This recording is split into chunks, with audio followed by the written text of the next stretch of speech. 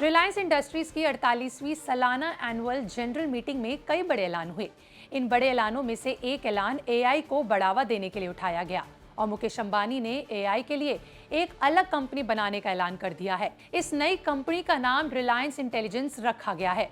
ये कंपनी पूरी तरह से रिलायंस की है और इसका मकसद है भारत को आर्टिफिशियल इंटेलिजेंस के क्षेत्र में दुनिया का लीडर बनाना।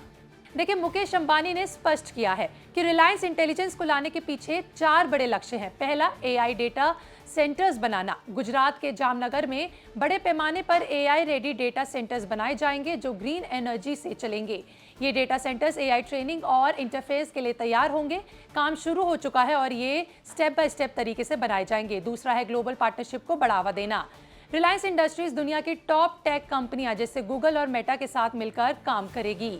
साथ ही ओपन सोर्स कम्युनिटी के साथ भी सहयोग करेगी ताकि भारत के लिए बेहतर एआई सॉल्यूशन बनाया जा सके।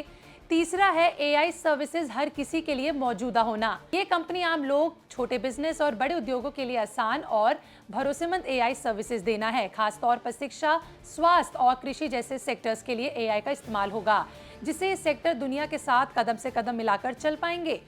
चौथा है एआई टैलेंट को बढ़ावा मिलेगा। देखिए, रिलायंस इंटेलिजेंस भारत में एआई रिसर्चर्स, इंजीनियर्स और प्रोडक्ट डेवलपर्स को सपोर्ट करेगी ताकि नए आइडियाज को इनोवेशन में बदला जा सके। मुकेश अंबानी ने एजीएम में बताया कि रिलायंस ने गूगल और मेटा के साथ 2 बड़े जॉइंट वेंचर शुरू किए हैं। पहला वेंचर उन्होंने शुरू किया है गूगल के साथ। देखिए, गूगल क्लाउड के साथ मिलकर जामनगर में एक एआई डेडिकेटेड क्लाउड रीजन बनाया जाएगा।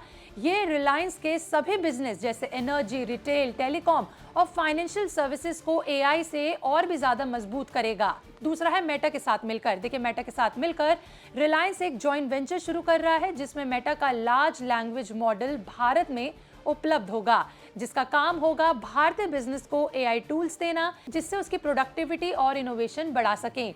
दोनों कंपनियां मिलकर 855 करोड़ रुपए यानी $100 मिलियन का निवेश करेगी।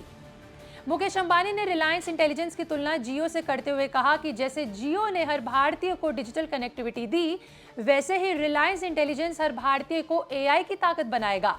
उनका लक्ष्य है कि एआई सस्ता और सभी के लिए उपलब्ध हो, जिससे शिक्षा, स्वास्थ्य और कृषि जैसे क्षेत्र में क्रांति आए। आपको बता दें कि जामनगर में बनने वाले ये एआई डेटा सेंटर भारत की जरूरतों के हिसाब से स्टेप बाय स्टेप तैयार होगा। ये रिलायंस की ग्रीन एनर्जी से चलेगा, जिससे पर्यावरण को भी फायदा मिलेगा। इसके अलावा रिलायंस पहले से ही अपनी सभी कंपनियां जैसे रिटेल, टेलीकॉम, एनर्जी और एंटरटेनमेंट में एआई का इस्तेमाल कर रहा है। अब रिलायंस इंटेलिजेंस के आने के बाद कंपनी एआई में और तेजी से आगे बढ़ेगी और भारत को ग्लोबल एआई हब बनाएगी। एजीएम में मुकेश अंबानी ने यह भी बताया था कि रिलायंस इंडस्ट्रीज 5 सितंबर साल 2025 को 1:1 के अनुपात पे बोनस शेयर देने पर विचार करेगी। साथ ही जियो का आईपीओ साल 2026 की पहली तिमाही में लॉन्च होगा, जो निवेशकों के लिए एक बड़ा मौका होगा। देखिए, रिलायंस इंटेलिजेंस भारत को टेलीकॉम में आत्मनिर्भर बनाने की दिशा में एक बड़ा कदम है। ये कंपनी न केवल भारत में एआई को बढ़ावा देगी, बल्कि ग्लोबल टेक दिग्गजों के साथ साझेदारी करके दुनिया में भारत की ताकत को दिखाएगी। रिलायंस इंटेलिजेंस भारत के एआई भविष्य को बदलने का वादा करती है। ग्रीन एनर्जी, ग्लोबल पार्टनरशिप और सस्ती एआई सर्विसेज के साथ रिलायंस एक बार फिर भारत को नई ऊंचाइयों पर ले जाने के लिए तैयार है। आपका इस पर क्या कहना है? कि आपको लगता है कि रिलायंस इंटेलिजेंस के आने के बाद हम चैट जीटीपी के बाद सीधा रिलायंस इंटेलिजेंस और स्वदेशी चीजों पर ज्यादा निर्भर होंगे? क्या ये कदम टैरिफ के बाद इसलिए लागू हो रहा है जिससे भारत स्वदेशी चीजों पे ज्यादा निर्भर रहे, ना कि विदेशी चीजों पर? भारत अपने एआई सेक्टर को मजबूत करने में लगा हुआ है, क्योंकि आने वाले भविष्य में एआई ही सबसे ज्यादा आगे चलने वाला एकमात्र सेक्टर बनने वाला है।